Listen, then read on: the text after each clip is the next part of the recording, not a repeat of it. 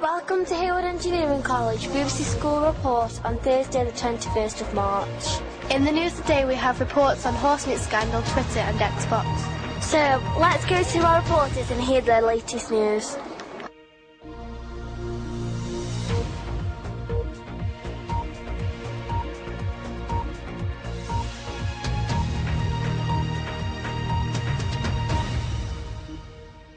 Hello and welcome to our news story with Holly and Caitlin. Today we will discuss George Osborne's budget decisions and what has been taxed. Yesterday, George Osborne decided on the taxes in this year's budget. George Osborne has put up taxes and many people by 2014 will be worse off than they are today. So, to summarise, if you drink, smoke or claim benefits, you will be worse off in 2014. If you are unemployed, you will probably have a job next year. This has been BBC School News Report and thanks for listening. George Osborne's decision has changed many lives and affected others as well, but George Osborne's budget and tax decisions are predicted to lower the number of unemployed people across England and the UK. Some things that are being taxed are fuel, Alcohol, cigarettes, income tax has raised, and child benefits have also been affected by the Chancellor's decisions.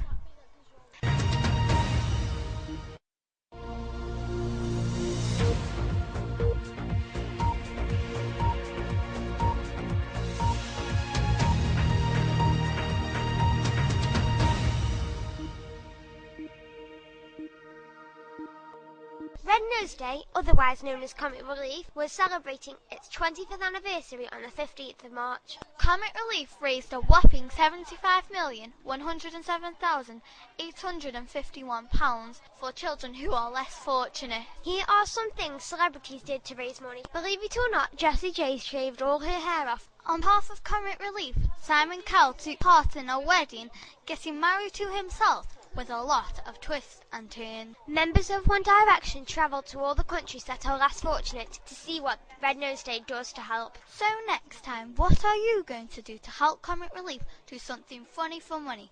Because it could make a huge difference.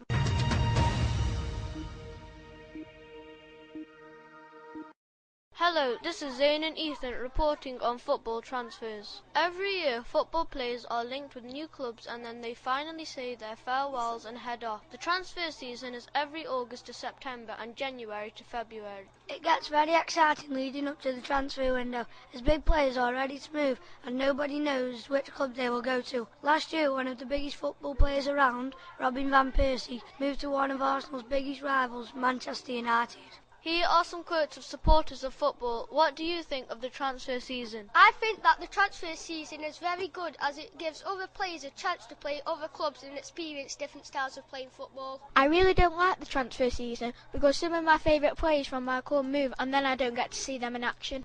Overall, the transfer window is a good idea as it gives all players an opportunity to try out new styles of gameplay and work with different players.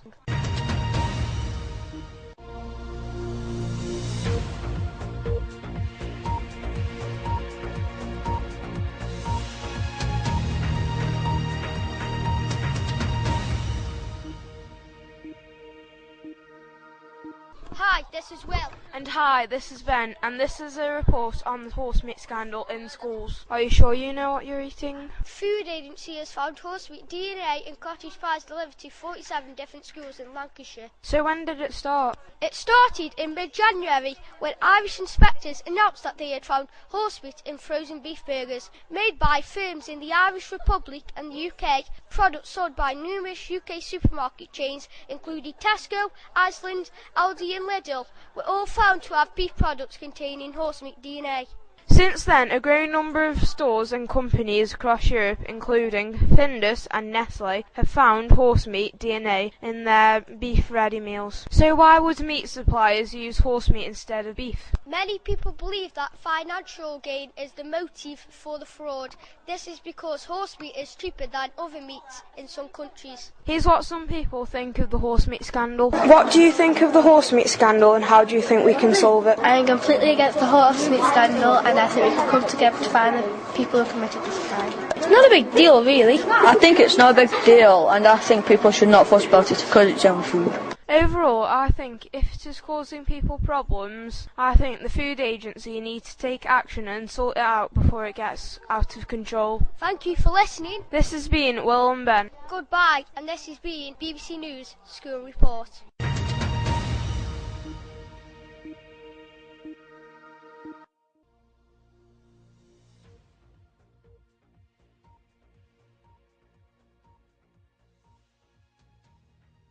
And welcome to BBC School News Report, and my name is Zoe. And my name is Millie. We will be talking about the Pope resigning. Recently, Pope Benedict XVI officially resigned, saying that he will now simply be a pilgrim, starting his last journey on earth. Did you know that when he resigned, he was 85? Most Pope died as popes and would have resigned. This latest situation is highly unusual.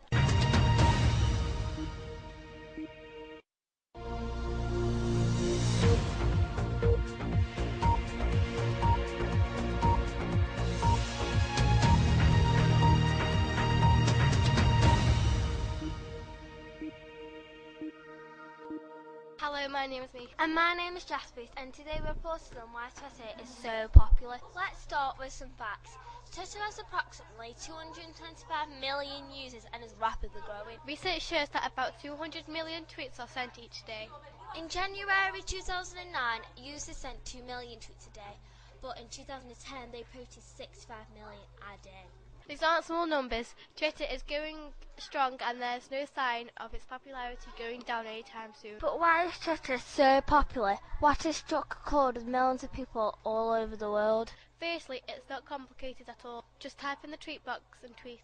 It's not rocket science. A 140 character limit calls for more concise and compact conversations, unlike emailing. Soon it becomes an addiction and you won't be able to spend a day without your Twitter. Twitter makes people feel important. Many users want to become famous. Twitter gives users a feeling of virtual fame. Twitter is great for people to make friends from all around the world. People tweet whatever crosses their mind. Opinions, comments, jokes, questions, and other people respond to it. This is one of the reasons why Twitter is so popular, because it gives users a platform to... Only time will tell if the popularity of Twitter is still maintained in the future.